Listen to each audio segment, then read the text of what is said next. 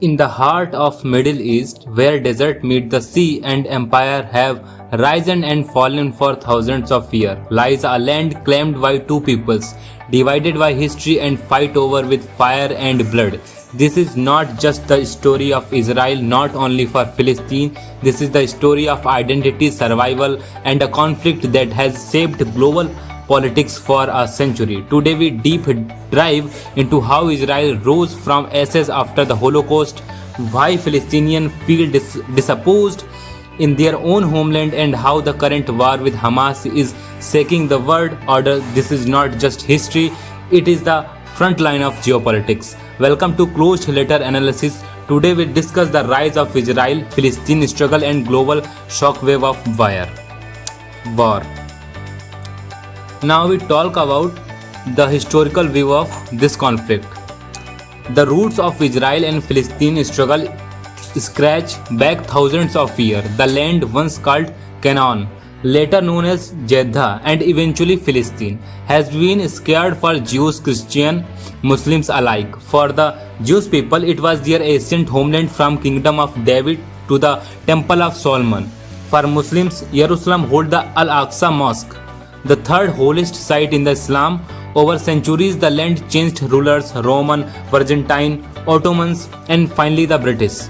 But the identity of the land remained constant and crossroad of the faith and empire. By the late 19th century, a new movement emerged among European Jews, Zionism. After centuries of persecution in Europe, Jewish leaders dreamed of returning to their ancestral homeland. Meanwhile, the majority of people living in the Palestine at the time were Arab Muslims and Christians who had formed a live on that land of generations.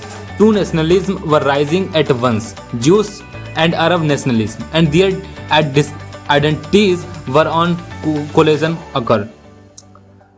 The birth of Israel in 1948. The turning point came after the World War II and the Holocaust.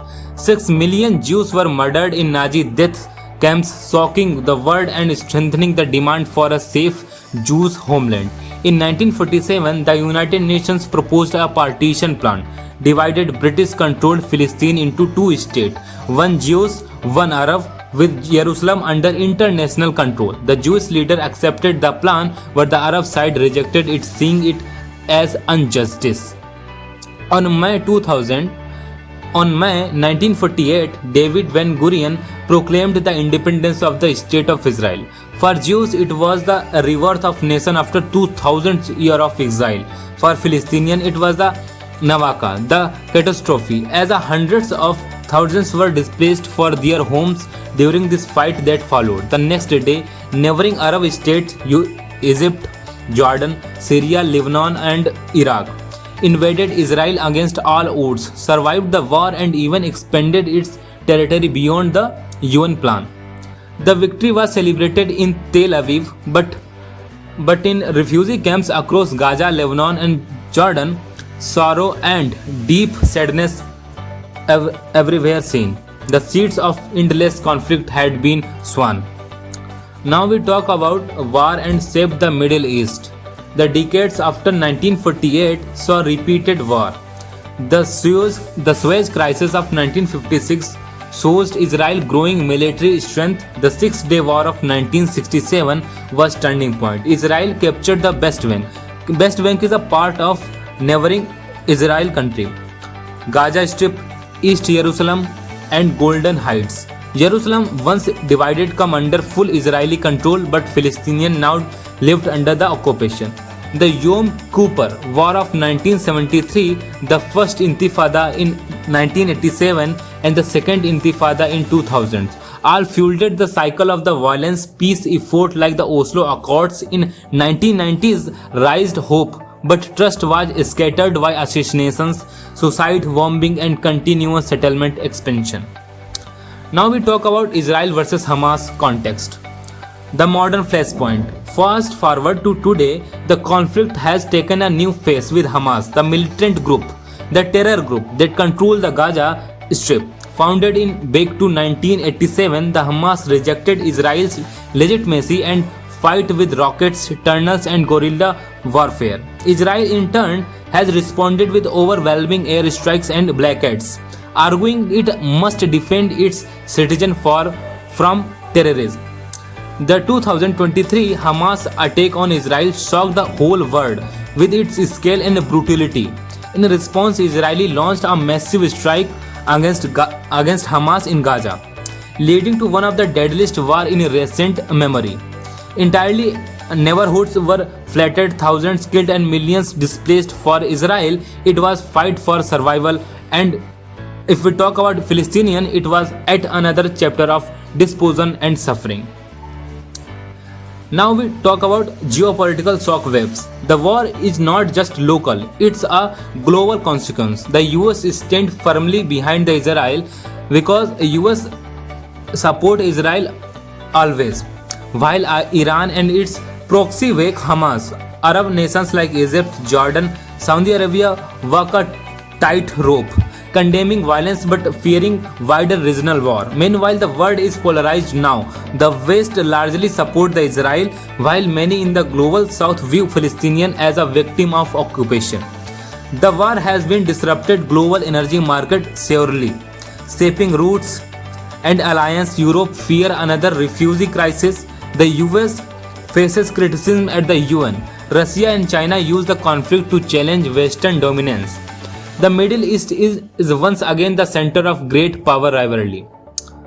From desert of the Gaza to the hall of the United Nations, the struggle between Israel and Palestine is not only about border, it is about identity, survival and justice. As bombs fall and peace seems distant, one hunting question remains: will the land over know peace, or is it destined to remain the world internal battlefield? What is your opinion? Now we talk about the deeper roots of Jews and Arab nationalism. To truly understand why Israel and Palestine remain locked in conflict, we must rewind to late 19th century. Europe was continent of nationalism, and Jewish communities, long persecuted, found themselves at the center of rising anti-Semitic program in Russia. Discrimination in Europe and the trauma of statelessness give birth to the powerful idea Jewism.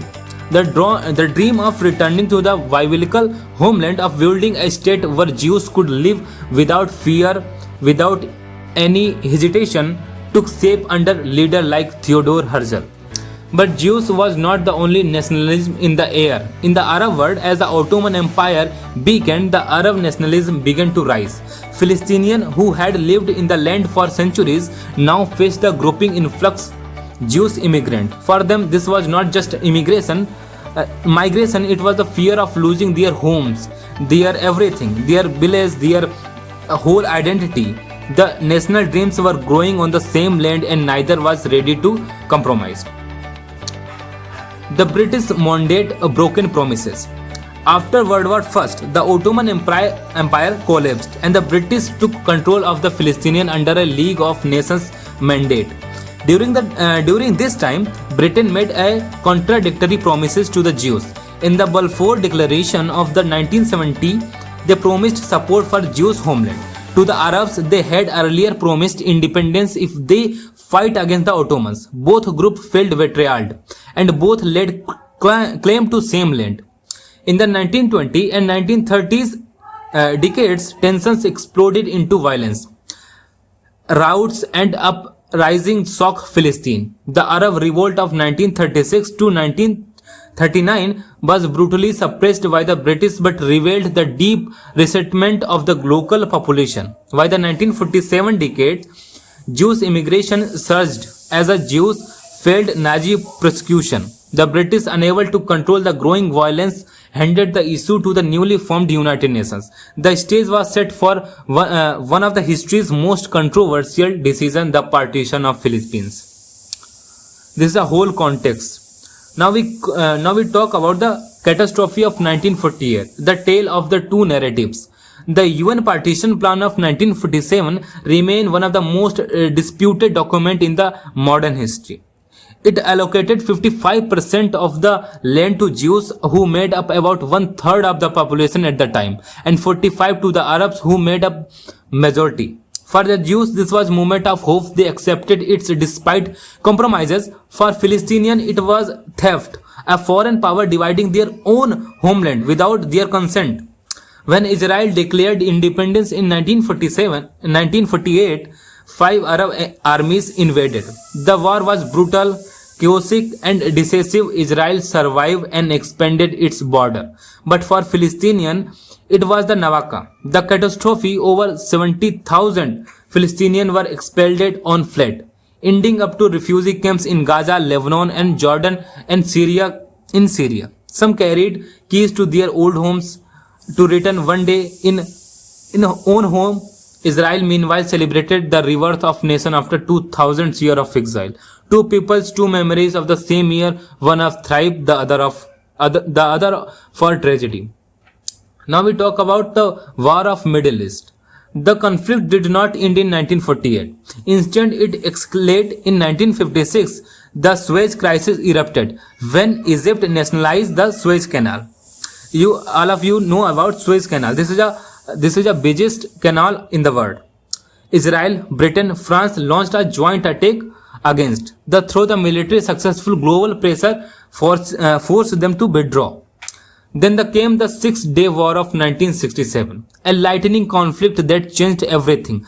Facing threats from Egypt, Syria, and Jordan, Israel launched a primitive strike and captured West territories in the just like West Bank, Gaza, East Jerusalem, Sinai Peninsula, and Golan Heights. For the first time, millions of the Palestinians found themselves living under direct Israeli occupation. The war reshaped that map to psychology and the future of conflict. But Arab states stuck back in the Yom Kippur War of 1973. On Jewish Holocaust Day, Egypt and Syria launched massive surprise attack to Israel. Fight of God suffered heavy losses before turning the tide with US support. The war ended in statement but proved one thing: Israel could not too easily destroyed, and Arab would not stop resisting. Now we talk about from Camp David to Intifada. Peace seemed with reach in 1978 when Egyptian President Anwar Sadat and Israeli Prime Minister Menachem Begin signed the Camp David Accords with US President Jimmy Carter. Egypt became the first Arab state to recognize Israel as a country, but Sadat paid with his life, assassinated by extremists. Meanwhile, Palestinians continued to fight with self-determination. In 1987, frustration boiled over into the First Intifada, a grassroots uprising of the stone against tank. The world watched as children threw rockets at heavily armed Israeli soldiers. The image of occupation and resistance shifted global opinion, highlighting the Palestinian struggle. If we talk about in 1970s decade, the peace seemed possible again. The Oslo Accords allow for limited Palestinian self-rule in parts of West Bank and Gaza. Leaders like Yitzhak Rabin, Yasser Arafat, and Bill Clinton shook hands on the White House lawn. But peace was assassinated alongside Rabin in 1997, and mistrust grew. By 2000, Second Intifada erupted. This time for bloodier with society bombing, Israel military incursion, and thousands dead. The dream of peace faded, replaced by wall, checkpoints, and settlement spreading across Palestinian land. Now we talk about the rise of Hamas and divided Palestine. By the late 1980s, Palestinian politics took a new turn. While the Palestinian Liberation Organization (PLO), led by Yasser Arafat, had long championed Palestinian nationalism, a new force was emerging: the Islamic resistance movement known as Hamas. Hamas now is a terror group. The born during the First Intifada in 1987, Hamas mixed religion with resistance.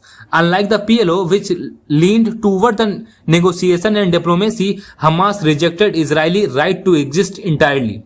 It believed in the armed struggle and drew strength from Gaza poverty and frustration. In 2006, the world shocked. Hamas won democratic election in Gaza. The Palestinian territories were now split. The PLO's Fatah controlled the West Bank while Hamas ruled Gaza. What was once one struggle became two governments, two strategies, two divided peoples. Now, the Gaza blackheads and life under siege. After Hamas seized full control of Gaza in 2007, Israel and Egypt imposed a blanket sealing of the territory.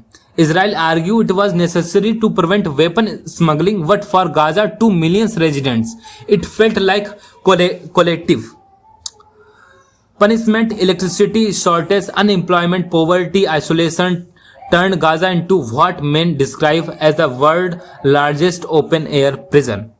Every few years, war erupted. 2008 to 2009, Operation Cast Lead, Israel bombing Gaza after rocket attack. In 2014, Operation Protective Edge, a devastating war killed over 2,000 Palestinians and left Gaza in ruins.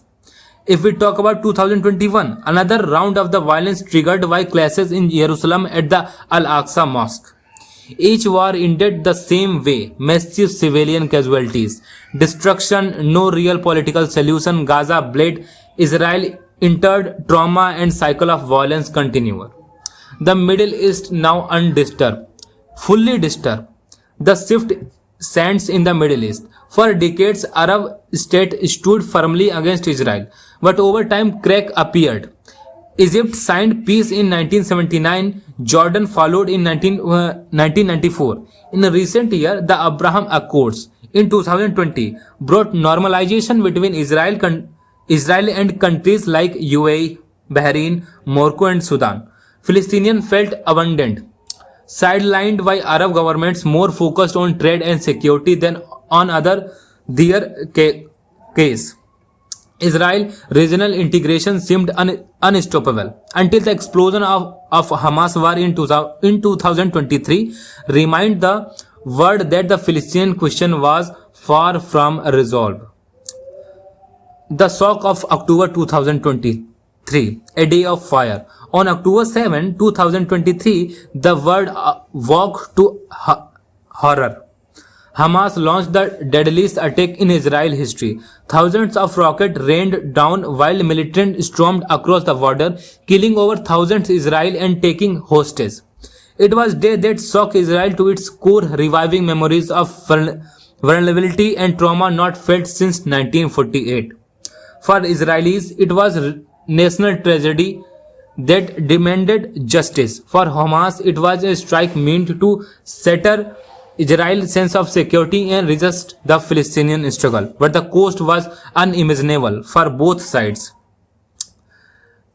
Israel struck back again in Gaza against Hamas. Israel responded with overwhelming force. Air strike flattened neighborhoods, hospitals overflowed with the wounded, and Gaza's fragile infrastructure collapsed. Entire families were buried under rubble.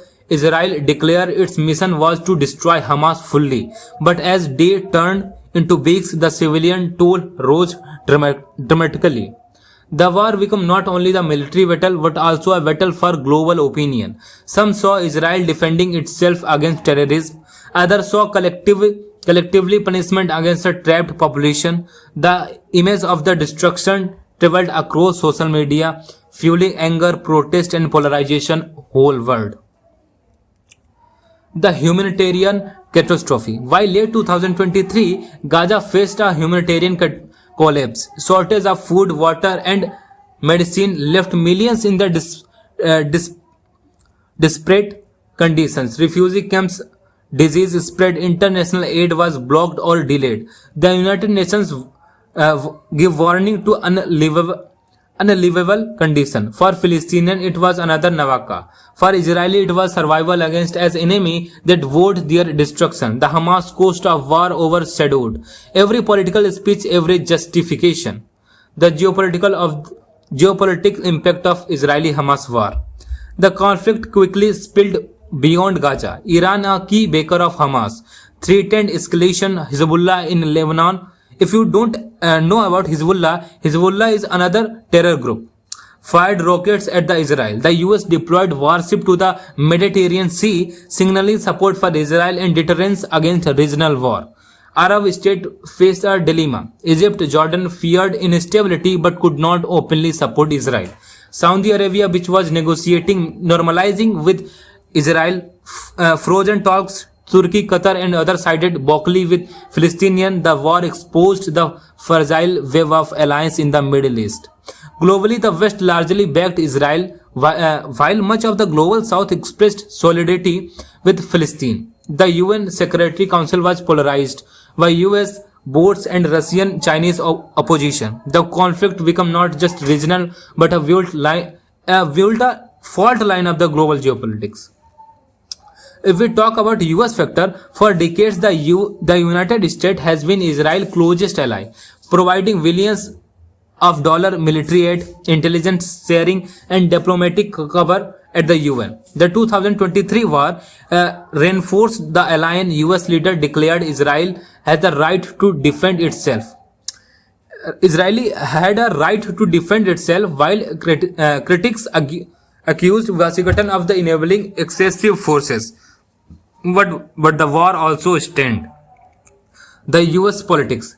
Young Americans, progressive, and many minorities voiced strong opposition to unconditional support for Israel. Universities erupted in protest. Divisions deepened. For Washington, supporting Israel remain a contradictory policy of US government. But the political cost at the home grew heavier.